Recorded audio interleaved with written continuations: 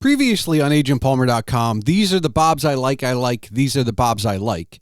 The beauty of the Bay is captured in Michener's Chesapeake, and since last episode, have you played any games, tabletop, card, video, or otherwise? This is the Palmer Files, episode 163, with the return of one of my best friends, Jason Zapata.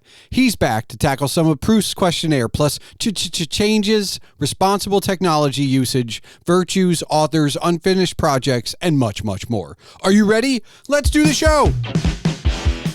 It's the flaws that you can relate to and also at times admire in people.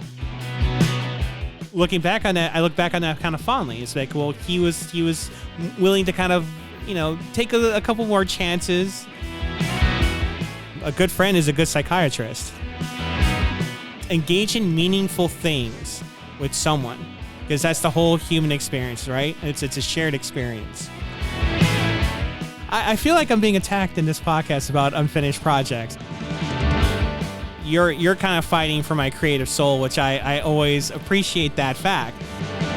Hello and welcome to the Palmer Files. I'm your host, Jason Stershik, also known as Agent Palmer, and on this 163rd episode is my friend, Jason Zapata.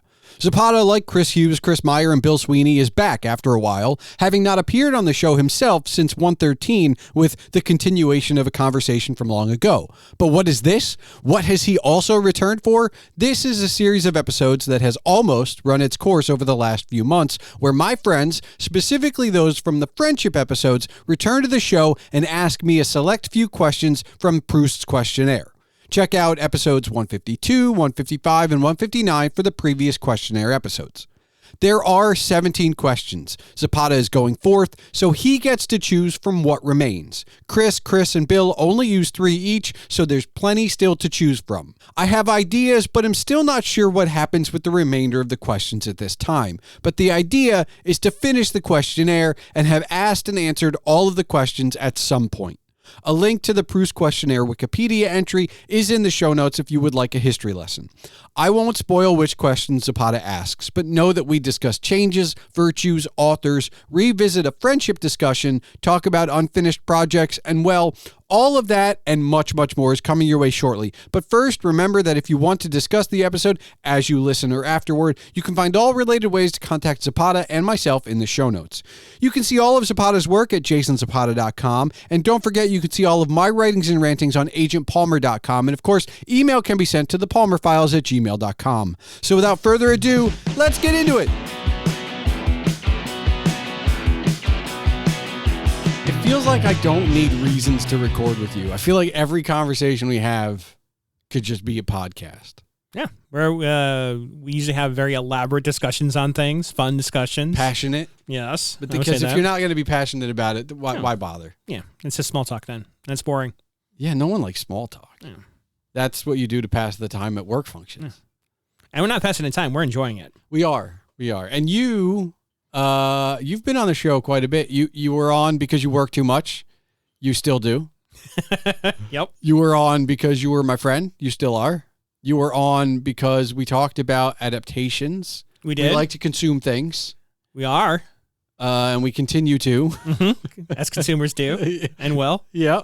And, now you're back for the Proust Questionnaire. But before we get there, mm-hmm. right, I've been doing this in reverse order. And so everybody, knows that there have been a lot of changes in the last little bit. Not just the new studio that we're sitting in, right? So you've known me the longest. I have that distinction. And you've seen more changes than anyone else, not just the recent ones, just all of them. You were at the wedding. I was. And you visited in the first couple of weeks to see our child. I would hope that'd be the expectation, of course. Yeah. I mean, and I appreciate you weren't feeling well. You didn't come earlier, and that, with a newborn, you never know, right? And you're always just kind of trying to figure it out. But it feels like a good place. I mean, since the last time you were on, mm-hmm. you have purchased a home. I am a homeowner now. So yes. Big things for you as well. Yeah, very big. And you should have moved next door. Oh yeah, the market as it was, put a crimp in those plans, but it would have been great. 20 minutes ain't bad. It's doable. Yeah, you just like being further away. Gives you a little peace when I need it. No, look, there have been times when you have hermited, and the further you are away, the harder it is for me to make sure you don't ever do that again. Well, yeah. In my defense, that was the post Philly jobless crash of 2008. Yes. So things are much changed since then, and I don't have a reason to kind of go into full blown hermit mode right now. The exact opposite is true. I can't do that right now because of all the things that are happening, the good things. Can't do that when I have my nephew out and about in the world, and the evolving kind of, friendships that I have both, outside and in work too now. So, no, there's reasons to be present, and that's a great thing. And that's a thing that you and I have never had a problem with. No. Well. Well. You Mister, never can tell. You, my Michelle. I think your ability to berate younger generations and then partake in their bad habits of never putting your phone down is hilarious to me, because I feel like, well, he should be like an old man like me that's like, I don't need my phone all the time. I love, the reason why. And I use it. It's very important that everybody listening know he was so resistant to the smartphone. Very. In fact, I think we were generations into iPhones and Androids, and before you even picked up your first smartphone. Generations. Mm-hmm. And now we can't put it down. In my defense, it is not used for TikTok or really low content, low info, social media doom scrolling. I'm genuinely curious about things. So you and I talk about something, and it'll be either something we either forgot about or something that we want to know about. Kind of remember. Yeah. You yell at me because you're like, you should just let your brain remember it. Yes. Remember it. I don't have patience for that. If it's something I feel it's relevant, or it's a point I want to I want to know. So I'll look it up. And that's where you berate me on, but I think that so long as you're using it constructively that way, I don't have a problem with it. I don't know. Yeah. You're never going to get me to come around on that, because we, having grown up in the pre-smartphone era, we were okay with it then. Well, we didn't have the option. We were okay with it because there wasn't an option to know. There was still technically the internet. We could have waited 10 minutes instead of however long it would take to look it up on a book. But I don't know. I just, again, it is like anything else. Tools can be abused. So there's their intended purpose, and then there's the abuses of that purpose, and you have to use it responsibly, man. That's the whole thing. Well, I guess the guy who's got a Diablo-style weaponry in his house should be the one talking about responsible tool usage. This is true. I mean, you probably have more than you could carry in Diablo 2. You get quite a decent inventory, so I'm just at the cusp. I would say that I'm pretty almost max loaded out. Yeah, with the exception that in the real world, you'd never be able to hold that much stuff. No. Yeah. I helped you move, and I feel like anybody who was helping you move, who was carrying the long pole, the swords, it's just spear, couple spears, what shield. is moving in next to me? Well, the neighbors have been very cool up in Slains, and I have some very nice neighbors. Now, but when you put your forge in the garage, we'll see. They may get annoyed with the constant claying of things, but that's down the road. That's a down the road problem for them and for me. So. Okay, all right, down the road problem for you. Let's talk about now. All right, let's go. The present. The present. Yes. I invited you on. You did. To do the Proust Questionnaire, or a remainder of them, and so you saved the best for last, and I understand that. What is the first question? Let's just get right into it. My first question that I would ask to you Yes. would be, what do you consider your favorite virtue? Oh boy. I think this is one of those ones where I immediately go blank on what's a virtue. The only virtue I know hands down is my favorite is probably the one I don't have. Okay. Because everyone tells me I don't have it. And age has not helped somehow. Like I always thought you get older, you slow down, maybe you get a little bit of patience. I still don't really have it. You know what? It's funny though that is a very true statement that a lot of people grow older and develop it over time. I always thought I would, but I think it's a bell curve though, because in reality, right, you get that nuanced look at things, you get experience, you get that like spiritual mental scar tissue going, and you develop patience. But the thing that happens as you start to get older and older, you lose that mindset, and then you don't have patience for the things that annoy you and the things that should be working right.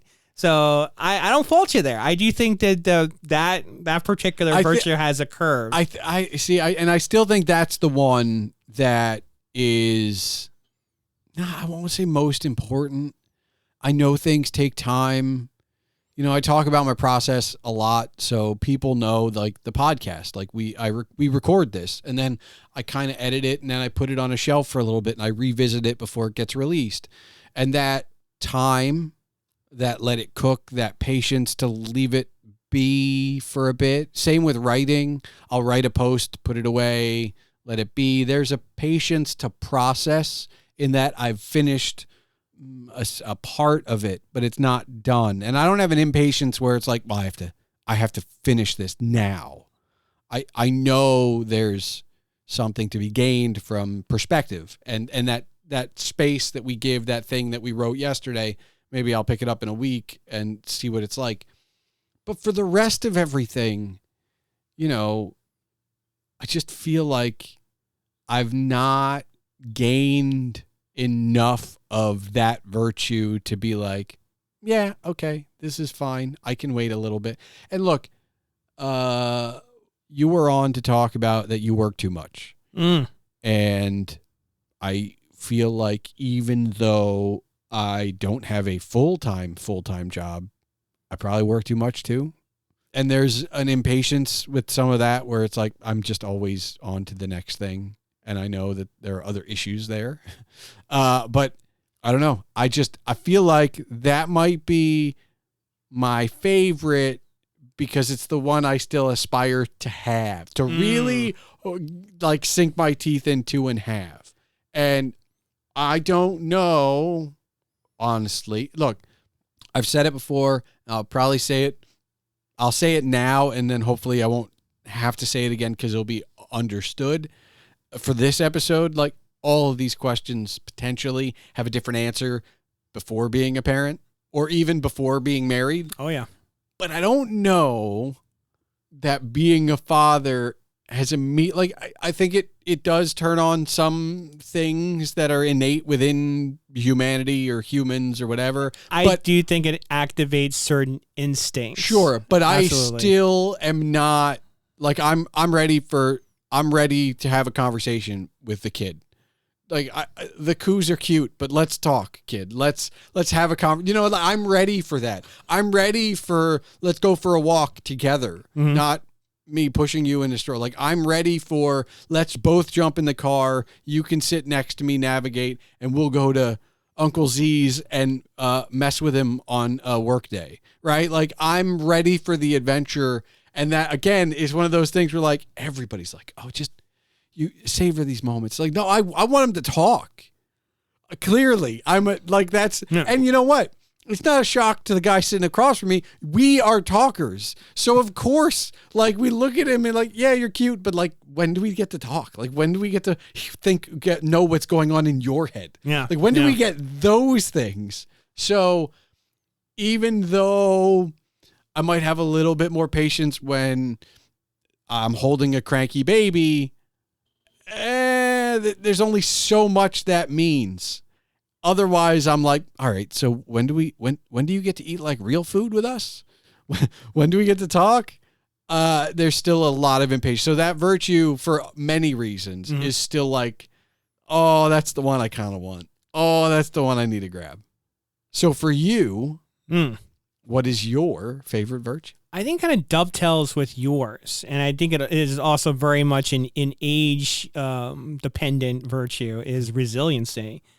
I think that being able to endure hardship, being able to push through the hard times is a essential skill to have. But you've done that. I mean, you talked about going hermit. You've been resilient. You've come back from that stuff. Well, yeah, but I think that, and just to kind of, your particular example, being a parent, being willing to stay up those long nights with a kid, bouncing on your knee, trying to calm them down from crying, being willing to grind through a weekend and try to work through a project. Just that mental fortitude that you have to be successful. And, even if it's a simple endeavor of just getting through a night with a screaming baby to trying to figure out how you're going to develop some type of plan or process for your company or for your job. I mean, it's the same thing. You have to have that tenacity, that mental toughness to try to get through that. So it's resiliency for me. Do you find that you are resilient in different ways now? Like, obviously, we're both on the other side of 40. Yes, so we go for runs and you don't bounce back like we used to, right? But I think that, to play devil's advocate, when you have problems with work, probably don't hit you as hard. When you have a writing problem, God, he needs to get back to writing. But when you have writing problems, are they nearly as insurmountable as they once were? Like, do you know what I mean? Like, are there other places where, that's probably the gold standard of like bouncing back, but physically we aren't doing it as well anymore, but mentally we're probably, we got to be going the other direction. That gets developed. That's the funny thing. So like I said, it's like a bell curve where, you're suffering more on one end of it, but you're improving on the other. Yeah. So it's just where I'm just on the different side of that now. So yeah, I absolutely agree. Okay. By the way, I couldn't name for you another like virtue. Yeah. Like they're gone. It's one of the things by not doing research for any of these. It's just like, I know there's known, like there's classic virtues, but I mean, I think in all, like it's like, basically any trait or quality. Yeah, valor would be one. Okay. Yeah, courage. All the things honesty. in Wizard of Oz. Is that what it is? Well, possibly. I don't know. Courage. Yeah. A brain, a heart, and a home. Yeah, well, a home maybe not so much, but. It's probably as insurmountable as patience. True. Very true. All right. So what is the second question that you have for me? Well, this will be a softball. A softball. Okay. It's the softest of softballs. So your favorite prose authors. Oh, favorite prose authors. Okay. So prose, I mean, there are some easy like hits, right? I immediately go to, Copeland has been a recent, more recent than some of the others. Dayton, I mean, there's a part of me that, Tolkien's probably second tier for me these days, just because I'm not reading that much fantasy. I love Klosterman, but it's more essays, so it's not prose. So Klosterman doesn't count because that's a weird one. Yeah. I mean, Dayton, Copeland, and Barker. I think has to be Barker. I mean, I'm reading a Barker now, but like I will, and it came up when I was talking to Bill in a recent podcast, or after a recent podcast, we were talking about The Great and Secret Show and. Some of the other stuff, and I've talked about Galilee and Cold Hard Candy. I think I've talked about most of the like more fantasy-driven Clive Barkers. And I think my current read, Magica, is going to be up there with the rest of them. And there's something about it that just is what good prose does. It takes you away, right? And, Dayton puts you in a world, Barker takes you away, and Copeland really makes you think. And I think that they all do something different. And I think that the question being authors plural is very helpful. I don't know I'd be able to give you a singular answer. No, I just don't know. Like, even if that was the question, if you had to force you to pick one, I don't know. I don't think anyone can. That's too hard. But I also think that it's important to have many, or at least a few, that you either return to or really enjoy or what have you. And I know this isn't for everybody, because I know I'm doing this musically as I'm listening to things, and listening to things in chronological order. And I'm reading all the Copelands in chronological order, and I read most of the Klostermans that way. I read all of the Daytons that way. And the Barkers I read a little bit out of order, but now I'm going back and trying to read it through. And I think one of the reasons the only reason I bring that up is because it's interesting to see how these authors have grown from book to book to book, because they very much do. Mm-hmm. And it's subtle differences. It's kind of like being your friend and like turning around and going like, oh wait, we're both over 40 now. Like, holy crap, how did that happen? It feels like, can you miss it? And so there are these things that feel the same when you're reading these books by these authors over and over again, but there are things that are different every time. Yeah. And just going through that bibliography, or for music, that discography, and knowing how things have evolved, I think it's super important, especially if you want to be an artist, because it'll show you that you are also evolved. Like, you just can't help it. From one thing to the next, you evolve. Mm. And so that's it. I feel like I'm missing some people. There are always going to be there are always going to be like the one-off books as well. But I feel like favorite, if we're going to do that, it would include multiple enjoyments of different things. And I think that's it. I mean, honestly, now that I've talked myself into it, I think I might be able to say Copeland is my favorite period, if I had to choose one, because he plays with the form more than any of the others. He takes chances. He does some crazy stuff that just not other. He's one of the few, he and Klosterman, but Copeland does it in a different level. They have fun with footnotes, even in a novel. It doesn't have to be when they write nonfiction. They just have fun with footnotes. There's a section of prose within a more nonfiction-y type book where it goes on a rant that he knows is a rant, and the bottom half of the page is him bringing the font down a point into a point where you just can't read it anymore. Like, he wrote out the whole rant, but just it gets harder and harder until you can't read it, but you know there's more. And I just like the idea that somebody in publishing, even then, I don't know when that book was. That was probably in the last 20 years maybe. It's just, I like that somebody's still having fun with the form. Mm. It's one of the reasons that occasionally I'll be like, hey, Jay, you need to read this book because it's different. And I know you and I are still working behind the scenes slowly on your first novel. And I know what some of the problems were with it. We've talked about it. And so sometimes I'll throw you a book that's just a little bit different. Yeah. Right? Because it's like, well, maybe this will work for us. And so because Copeland changes and he does these different things and he tries I don't know if he's tried them on purpose or if he's just tried them for whatever, but that's my favorite right now. But the other ones, I mean, they're all important to me and how I view the written word.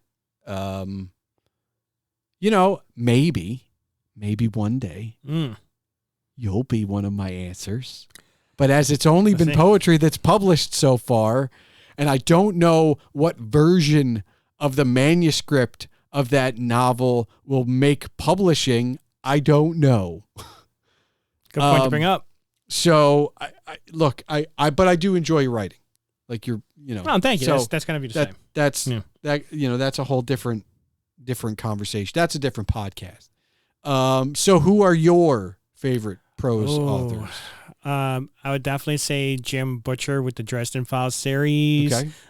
Going back to like old school, like, high school, college reading, Anne Rice, all her material. Yep. I read the heck out of that. The author I abused you with the most, Terry Brooks. Yep. I got you on board the Brooks train there. Yeah, he would be in that second tier for me with Tolkien of this is fun. And same thing with you in terms of like cross pollination, the spy novels. So it goes hand in hand. Dayton. So I would say what I love about Jim Butcher and the Dresden Files is his ability to, because it's based in urban fantasy, him taking old mythological beings and very much in the same kind of vein that Neil Gaiman does, and just fleshing them out, making them accessible, making them realistic in a crazy way. Again, it's all fantasy. It's not. Yeah, but it's all fantasy. But then like you mentioned Butcher in the same breath as Brooks, and Brooks did the same thing. We're like, his fantasy world is still based in a reality. Yes, like but one of those books ends up in the San Francisco post-apocalypse. But it's still spoilers. but there's still a grounded nature to it, right? We're not talking about going out in space. We're not talking about there's rules to the world. Yes. Even though you have these powerful beings, populating it, they're governed by physics. They're governed by rules that we can understand. So I like how he manages that careful balance to it, because if you go too much in one direction, it's either you're kind of getting more into just grounded science fiction versus fantasy. If you go too far on the other end, it's not relatable at all.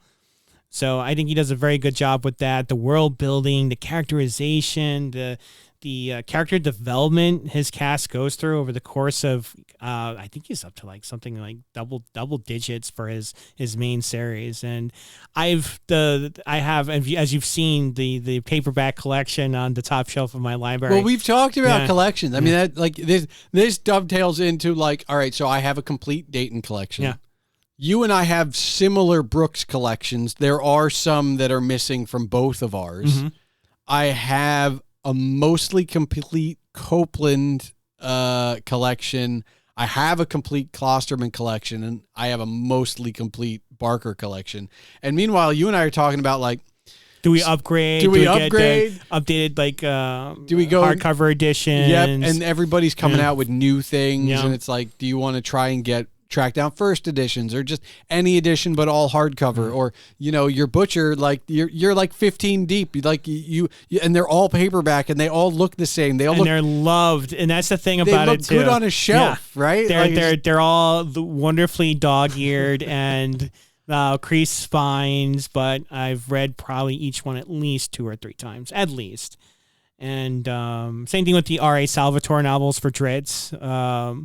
And that character being, stranger in a strange land, his whole tale being a drow, dark elf, good heart, gets to the surface world, meets friends, goes on epic adventures.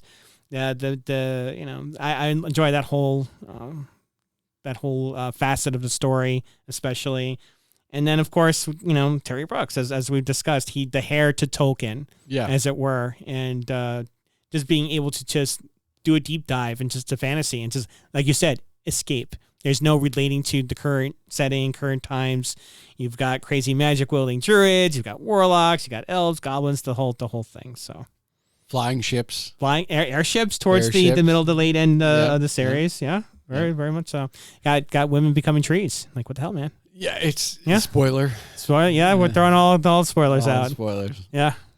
All right. Well, I mean, you and I could probably talk books forever, so let's move on to whatever you've got in store for number 3.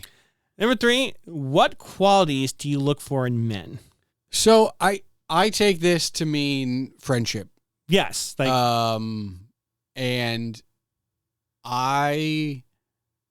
so for anybody who's listened, this is the reverse of the friendship episodes, right? You were the first, then it went to Chris, then it went to Bill, then it went to the other Chris.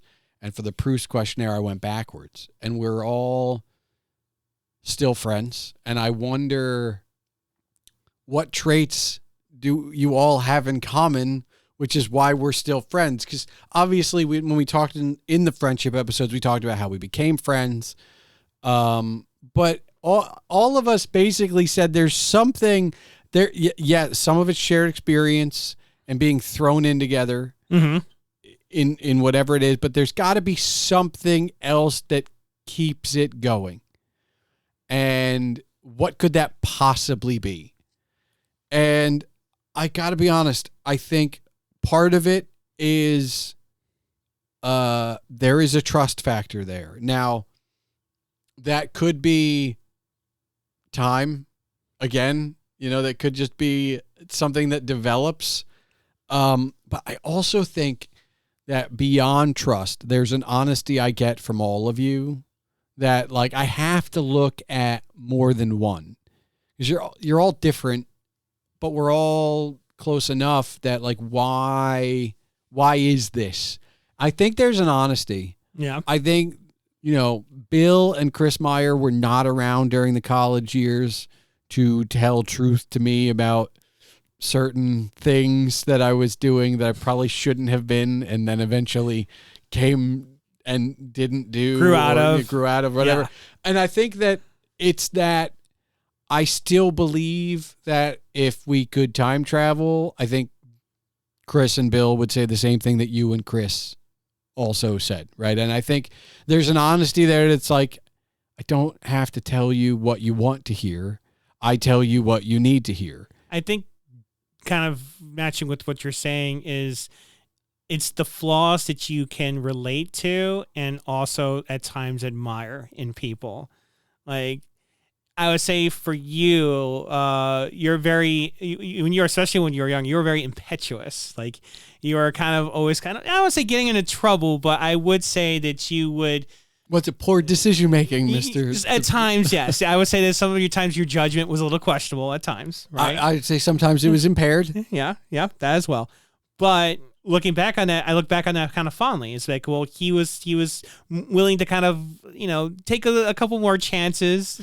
Romantically and sometimes in other ways that I normally wouldn't. And I kind of admired that about you. It's okay, I don't think I ever see myself doing that, but he did it. So I give you credit for that. I give you props. Okay, well, no, that's not necessarily a completely bad thing. That's fine. Yeah. I just think that for, there is it has to be truth and honesty, because I just feel like in the world we live in today specifically, where I have a podcast and I have a blog, so I'm part of the online ecosystem, but I don't polish this. I make it sound good, but what we say is what we say. I'm not piecemealing it together so that it sounds smarter than we do or dumber than we do. This is just who we are. It's not being massaged to fit a certain number of demographics or target audiences. And I think that in that way, the honesty and truth in our actual relationships, because when you do go online, you really can't believe anything you see or read. And if you do, you should take it with a grain of salt. Absolutely. And for the most part, the words that come out of your mouth or any of the others that I've mentioned and had on during the friendship or Proust Questionnaire with Chris, and Bill, you might take the piss. You might have some fun at my expense, but generally it will be straight shooting. It will be, we only beat around the bush when we want to have a good time and tell a bit of jokes or go on a pun or lyrical journey, quoting things back and forth. But otherwise it's hey, what's going on? I'm going to tell you. Yeah. There's an underscore of just altruism Like, you have the other friend's best interests at heart. Like, you're going to, and friends picking each other. That's what we do. Like, it's just what brothers do. That's what friends do. They, little jabs here and there. But at the end of the day, everyone knows it's not malicious. It's intended just to get a laugh or a crack out of someone. So. And what about you? What do you look for? What do I look for? I would say a degree of loyalty. You want someone who is willing to honor certain understandings that you have over time.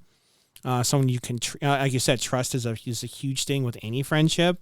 You have, people need to be able to talk about things, and they have to be able to feel like they can trust this other person with, their secrets or their struggles. And a good friend is a good psychiatrist. Like, you're going to sit there. It's like you're going to unburden your heart with all the horrors that you see in your day to day. And they're going to do the same thing for you. And that's that's the beautiful thing about it. And that only grows over time. They're gonna shine a light on some of the dark spots, but they're gonna be there with you. Like, absolutely. It's almost like cliche, the Scooby-Doo gang. Like, they shine the light, but everybody looks at the ghost or the manhole cover or the bed frame that it is. There's nobody holding the light looking the other way, right? Everybody's looking, and so. There is an element of that, of course. That's kind of been our dynamic for Absolutely. a while. And we go back and forth as to who needs the help.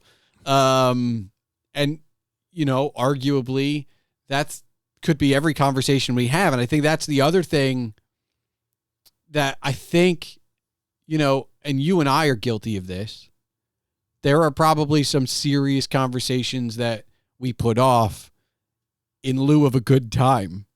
Like, we could easily have some very serious conversations about certain things. But sometimes I just want to know what you think about the latest movie. Yeah. And it's just, we're still going to be friends. We'll still talk about the serious thing later. But for now. Well, yeah. And that's the other thing too. It's you want to get away from the hardship sometimes and just have an escape with your friend. That's the other thing too. It's a friend's there to kind of allow you the opportunity to, stop dwelling on something, or get a complete palate cleanse by just going out and just like leaving whatever you're working on alone and just doing something that gets you away from that. Do something different. Yeah, something different. Like come here for a Saturday and don't work and just hang out. Yeah, that's very, very crucial, important. But it's still, again, it's those shared experiences. It's that trust that's developed over time. It's the ability to, just do things, engage in meaningful things with someone, because that's the whole human experience, right? It's a shared experience. So when I'm dead and gone, did I do things with other people that they're actually going to remember? Yeah, that's the key thing. Yeah, there's also an amount of that with us specifically where it's like, what else are we leaving behind? Like, there's a book of poetry we put together. Yeah. There's another one that we should have put together. It's in there. It's still working. I feel like I'm being attacked in this podcast about unfinished projects. I feel like this is a low-key ambush to get me to. I've only mentioned two. You've mentioned the book a couple times. You've mentioned, it's come up. I can mention the third. Do we want to go for the trifecta? Like, there's a collection of short stories that's out there as well. There's a second book of poetry. There's a novel manuscript. And there is a collection of short stories. So there are three things in theory that have all been started and are in some various on their way to completion. That second book of poetry is basically done. There's like two or three poems I need to finish, and it'll be done. We'll see. And then the short collection of short stories that's the one that has the most legwork to do. Yeah, because the manuscript for the novel was actually completed. I feel like a decade ago at this point. Yes, easily. Yeah. Yeah. No, I'm not attacking you. I do bring it up occasionally on this show. People are like, what do you want to do? Like, if there's one project, and I'm like, I want to finish Zapata's novel. Like, I want him to finish the novel so we can get that. And going back to the virtue, like, I want people who want things for me. Yeah. And I definitely have surrounded myself with people that want things for me, but like, I also want things for them. And I think, God, I wish I had a better memory for some of this stuff. I've talked about Bill and wanting him to get back into the creation space. And I'm not a dick about it, but sometimes we have a laugh. It's like, hey, Bill, have you know, yeah.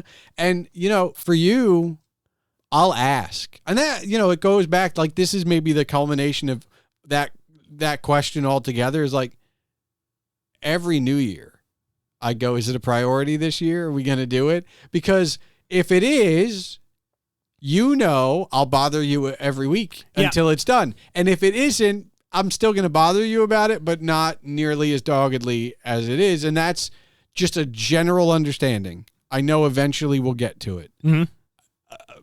Back to the first question. No, I'm impatient. I want it to be now.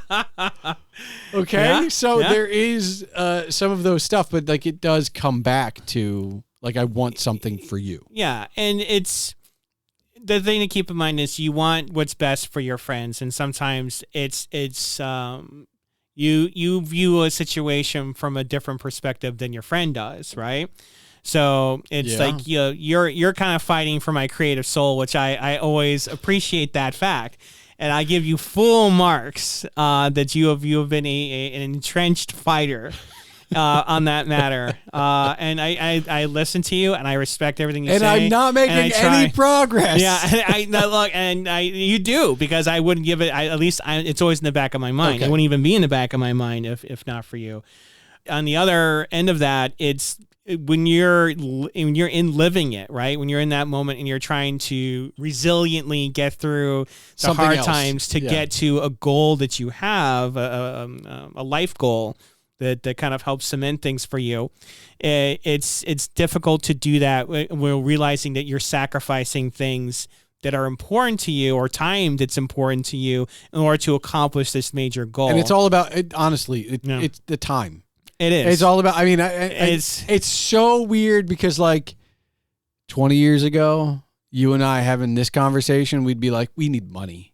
We need all the money. And now it's like, I need more time. Yeah. It's again, bell curves, right? It always switches. And that's the situation that I'm kind of starting to find myself in more and more, is like, I really need more than but you're finally in a place where you can control, maybe throttling back. Look, starving artists are very romantic. It's wonderful to be but wretched. Nobody wants to actually starve. No, it's not. It's like at a certain point, you're like, man, I am tired of living paycheck to paycheck. I just want to wake up one morning and not like be in financial dread. Just one. That'd be nice. So you get to a point where it's like, okay, I have to just do this now. I have to kind of get this one thing taken care of, and then pivot and come back and do the things that I want to do. So you need to have a good trusted friend to kind of keep you honest about that. So when you do eventually get your to where you're okay, I'm done. I've accomplished my goals in this area, this career, this job, this whatever your particular quest would be. It's like, okay, put down the sword and shield, come back, and now live. Do what you want to do now. So, all right. So I think we've covered and revisited a few questions. We did. So do you have a fourth? I do. Question. And I think what we're gonna go with, and we kind of talked shop with novels and stories, but favorite heroines in fiction. Okay. So this one is would have probably been harder years ago. Years ago, I wasn't reading that much that had women in it, just in general. But of late, that's changed. I mean, Terry Brooks does a great job of including women, and so there could easily be any number of characters from the Shannara series, any number. But I will say Fiona Sampson from Len Dayton is a great heroine. And if you're listening to this and you're thinking, how is she a heroine? That's probably a spoiler for you. So I like that because you just it was unexpected is all. So that's one. I think the rest are more because it is fiction, so it can be anything. Yeah. Movies, podcasts. I would argue that while people don't like the reboots of the Jurassic franchise, Claire from who's played by I can't see. This is when I would whip out my phone. Yeah, and I'd have the answer fine, for you. but it's fine. I'm all right with not knowing. But I'm not. I would want to know right now. But Claire, who's the redhead in the first Jurassic World franchise, who's taken over the day-to-day of the park. I read a fictionalized novel of what happened to her before she became in charge of the park, and that was pretty good. And I think just on a whole, Star Trek has given me quite a few options. Mm-hmm. Janeway's, Janeway's pretty good. Yeah. But I would also say like there's not nearly as many that come to mind, sadly, and I think that's just what I'm consuming. I need to consume a few more things, but on a whole, I'm just excited when a woman gets like in. I know there's a lot of arguments out there where people don't think about gender, or they think it's gender swapping, or it's just gender baiting, or they're just throwing somebody in there. But I genuinely think that we're not given enough opportunity to see women in leading roles in massive things. Like Charlize Theron in Atomic Blonde is an amazing heroine, but you don't really that's such a specific piece. We don't get to see it very often. So I don't know. I'm probably ill-equipped to answer this in a great way because my brain immediately goes blank whenever anybody asks me this stuff. If I were to write a blog post about it, it might be a little bit more thought out. I'd be able to walk through my library and see the books I've read and go like, oh yeah, this one. Oh yeah, that one. And the same goes for movies. But I mean, I think I've named a few. Honestly, it would be nice if Eleanor from Wizards got like a sequel and we could see what happened when she became Queen of the Fairies. She's more of a damsel in distress in Wizards than anything else. And I don't know how I feel about any, outside of Éowyn, about any of the Lord of the Rings because of how changed it was from the books. So it would be like, Galadriel's pretty badass in the movies, but I don't remember because I haven't read the books in so long if that translates in both places. Yeah. Which goes back to your first visit when we talked about adaptation. So I don't know. But I will say I'm coming to enjoy it a little bit more when I see it. I just don't see it that often. I think it's certainly gotten better, over time. I think that at times certain genres kind of overcompensated with trying to make sure that females were given a supporting, not supporting role, a spotlight or a leading role. In terms of females that I love in fiction, I'm gonna have to go with the GOAT of sci-fi heroines, and that's gotta be Ellen Ripley from the Aliens franchise. Like my girl in her little Reebok sneakers kicking some ass. Like I love that series. You have someone who survives a horrific event, comes back to find out countless years have passed. Her daughter's dead. She's completely traumatized from the events. And the only way that she can move on is that she has to join this expedition to go back to the site where this all happened and directly face that trauma. And she does so in such a crazy way. And, her relationship with Newt, the little girl that she rescues, and all of that is just so clutch and very cool. And as a character, there's very few instances where I she's one of my favorite characters, period, let alone female heroine. Like, she's just secured that spot. I would also throw out from the old days of watching TV. Yeah. Xena, Warrior Princess. Okay. Yeah. There you go. Lucy Lawless. Like, she was an ass kicker too. I'm trying for something a bit more nuanced and a bit more well-rounded. I would say Lisbeth Salander from the Millennium series, the book series. I believe it's a Swedish author who does that. I don't know the gentleman's name off the top of my head, but she's essentially the female cyber version of Sherlock Holmes. Okay. Where she's a hacker. I think she's got an eidetic memory as well, and just her. And just from her own experiences, she's also another one of those tortured souls where she doesn't really know how to relate to the broader world. Okay. So it's this a very interesting take that she has when she meets certain people, and she has this one male journalist, Mikkel, who she idolizes, and just trying to seeing how she reacts to him when she meets him in person is hysterical, because she wants it's so hard for her to visibly show that, and let her guard down, because this is someone who's just gone through so many horrible things. So there's just a very layered character, and it's just great. I do recommend anyone, if they're looking for a good read in terms of like a murder mystery and they want a dynamic heroine, pick up that series of books. They're really good. Okay. I got to tell you, I feel like this is going to be a blog post at some point, because I feel like I haven't done well enough. I just haven't. It's again, it's also it's not necessarily that you do well enough. I think at the end of the day, you're drawn to certain things, right? No, we want to see ourselves. Yeah, right? exactly. I get absolutely that, right. Yeah. And I think that one of those things for age is like, I don't care about seeing myself as much as maybe I used to, because, well, I'm not going to be James Bond. Like, that ship sailed long ago, right? Like, I'm not going to be a baseball player. That ship, all these things where, when you're 10 or even 20, even though it's unlikely, you still kind of think you're going to see yourself.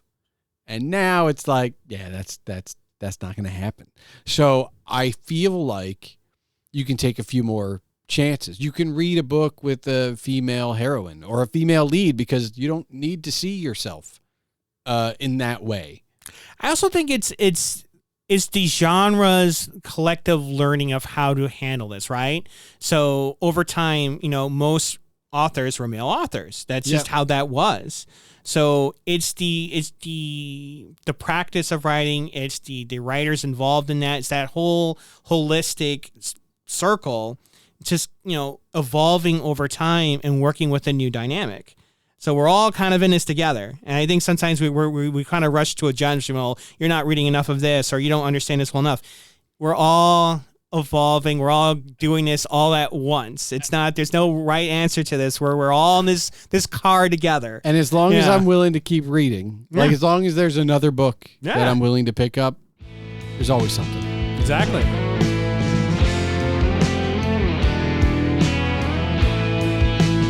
And so, like sands through the hourglass, thus ends the initial Proust Questionnaire episodes with my 4 friends who were also a part of the friendship episodes.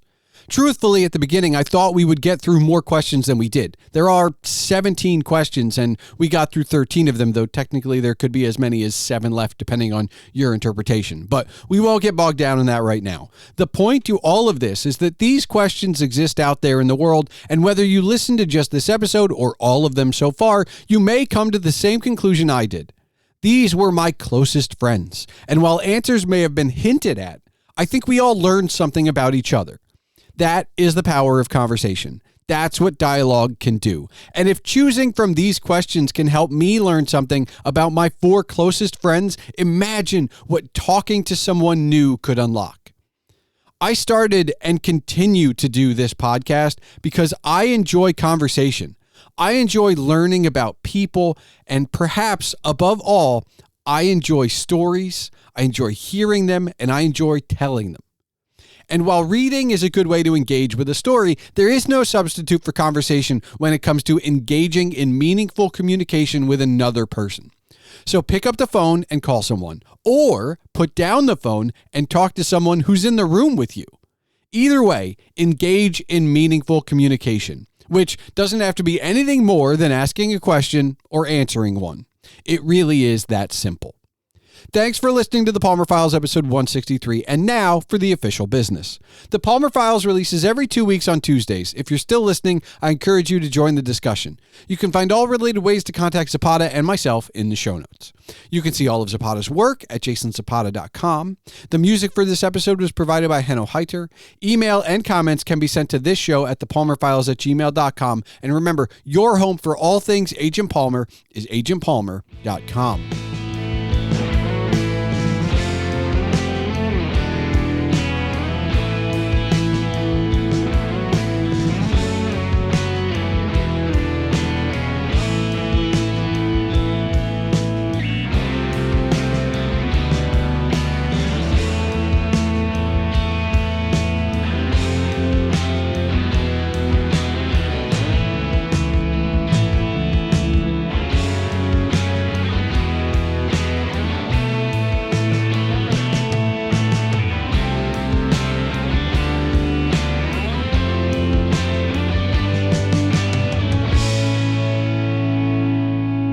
All right, Jay, can you believe that at one point the Proust Questionnaire was a game for like people when they got together in the 70s would play this as a game and just sit around after dinner and just be like, "Hey, what's your favorite virtue?"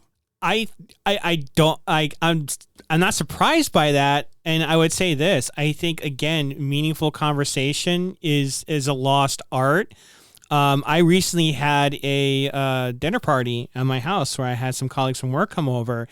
And, being able to have those types of skills or just being able to willingly have open dialogues with people, it is a lost art. We don't really do that anymore. It's like, no, not really. It's and again, it goes back to several things. It's like a lot of people are still struggling just to get a house to be able to host people. Yep. People being willing to take the chance to bring people over to their house and being comfortable enough to do that is a weird thing now. So I hope it makes a comeback. I hope that's something that sticks around, and we can kind of go get back to that. I mean, it would be these are not easy questions, but I don't think it's like I think it's fairly easy. I don't think it's like super simple, but it's fairly easy. Yeah, but you and I, maybe not specifically with this language, because it's very specific language when you go down the whole list. But you and I have talked about these. I think you and I are skewed a bit because we've talked about most of this stuff before. Well, it's not like in some capacity. Yeah, I think this particular list that we have, and maybe there's different lists that have a bit more like pressing questions, but it was like we're saying, like, what's your most shameful moment, or what's the worst trait you have? No, but you are still bearing a little bit of you when you go with idea of happiness, idea of misery. There's still a bit of soul bearing in some of that. Of course, yeah. But but again, it's how you approach the question. Well, you could be kind of shallow with some of these questions about how you approach it. It's all in the person, how they're comfortable. And it's also, but even the simplest answer, like if you can give an explanation, it'll work for you. You could, you can go that route. I would say there wasn't included in this list. I'm kind of curious about, like, what do you feel people get wrong about you? Like, there's a certain thing that you feel people overlook when given the friendships that you have? Is there a certain trait that we all, as your friends, you don't feel that we give you enough recognition on, or we don't see that you think that we should see more often? No, I don't think there's any of that, and I guess this is a selfish answer, but I think I've trained you all well enough, and I mean that in that, like, the four of you specifically. Bill and Chris are in podcasting. Chris Hughes knows of it and because of me, and you know of it because of me, but you're not in it. And you tried your hand at blogging, and Chris kind of is a writer, but he's not a blogger. Bill dabbled in writing, and Chris can write, but he doesn't do it very often. He's busy with a wife and two daughters, and Actually both Chris's are busy with a wife and 2 kids. But I think on a whole, there were some maybe growing pains when like I started the podcast and is it going well? How's it going? But I don't think you guys, I think, and this is where I don't want to give myself credit, but like, I think I've trained you guys to see where I'm coming from. I'm doing this because I enjoy having these conversations with more than just the 4 of you. And I think you guys understand that. And I think you guys are all happy that you're not the one I talk to every 2 weeks for an hour and a half specifically about some of these things. And you're happy that like I'm talking to other people and I'm getting to know other people and I'm kind of getting out of the circle. And I've said it before, I'll say it again. I've made some friends doing this, that people that I text and call on a regular basis that were just a guest I randomly had on. But these passions are, outside of the 4 of you, the most misconstrued thing of people who know me or know of me. And because you guys don't dwell on like the numbers or are you making money, because that's not why I'm doing it. But and this is why I say, I take we know it's your passion. Well, yeah. But we've gotten here though. You know that now, right? Like I think at the very beginning, especially for you and Chris, who were the first 2 friendship episodes that were not in podcasting, and it was foreign to you. It was a bit of a learning curve for like, what the heck is he doing? So there is some of that, but I feel like I have to give you all 4 of you credit. And kind of maybe to a similar extent, my parents and Steph, in that, there are other people who know of me that are like, he's still doing that podcast thing, or like, he making any money at that? Or he's still writing, always with a question mark, always with a, either a follow-up that was said, which is, you making any money at that? Or unsaid, they just, go, well, good. Okay. Yeah. So there's that where like the people who know of me and maybe don't know me well enough, they go like, oh, what's he doing? Yeah. And it goes back to, I think we associate so much meaning with like occupations and careers versus what should be. You're not allowed. Yeah. Oh God. Yeah. You're not allowed to have a hobby that you do for fun. Like, well, not just that. Like the thing that I find frustrating. Quantifiable success. Well, correct. So I think people dismiss actual meaningful things. Like, yes, it's wonderful to be successful, working some type of corporate job, working with other people. That's great. But to be able to create something that can have mass meaning for a mass number of people that your name will be attached to, that's a legacy, whether it's art, whether it's a story, to something that's beyond you, that you've made. That's meaning. That's something that gets overlooked in all of this, because but you're coming from an artist's perspective. You're not like, even though you are in corporate and I'm the one banging on the door saying, hey, remember art? Yeah. You were an artist before, so you will never forget that there is an art thing. Yeah. And that art doesn't have to have a meaning. And it doesn't, and it doesn't have to have a meaning, but doing is part of the meaning, the process. Well-intentioned and actual, and again, some of this could be subjective, but heartfelt art, like something that you actually care about and you've sank many hours in, and you've worked on this craft once. That's like it's a part of you. Yeah. And when you share that very intimate piece of you to the greater world, and it has value, and people attach strong emotions and feelings to that, that's a huge effect on society, on your culture. It's like that has if not a greater importance, then just as great an importance as any achievements that you'll have working a 9 to 5 or a salaried position. And I think again, just because society, that's how we've kind of come to view things. Yeah. Dating market wise, it's like, okay, well, what do you do? Like, what do you do for a job? It's like, okay, but if you happen to be the next Hemingway or the next Shakespeare, and like, you have some, job that you're just doing. We go just back to, to so you're in speed dating, and Einstein's sitting across from you. You're like, what do you do? Well, I work at a post office. Like, all right, whatever. Yeah, whatever. Like, it's just exactly. So it's like that's the frustrating thing that I feel like we've kind of sabotaged our society over, and it's frustrating. And I just hope that we can kind of come back from that, and we can start just, it doesn't always have to be these check boxes that you have to check to feel accomplished, or to feel that you're worthy of a relationship, or to feel that, you have a place in a community. It's just like, it could be any number of things, and we should value as many of those things as we can. And there's an amount of that, which is sometimes you'll build your own community, which, I mean, we've seen it. That you can't go on YouTube for big or small and not find somebody who's made their own community in a way. Same with podcasting, same with blogging. And some of those are quote unquote now legacy media, but it's still finding a community, period. Right. Mm-hmm. And so maybe that's why you started it. Maybe part of the art was the end, that I want to find a community of like-minded XYZ, right? Or, just people that are interested in the same stuff.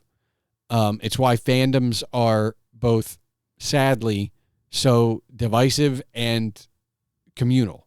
Very true. Very true. But I think the divisiveness in all of it is because we've lost that it's communal, and it's good that you have your community, and that's nothing against the fact that you're not in mine. Mm-hmm. Right? It's okay. Yeah. That's fine. But on a whole, I think, hobbies for hobby's sake, right? Like, and I think generally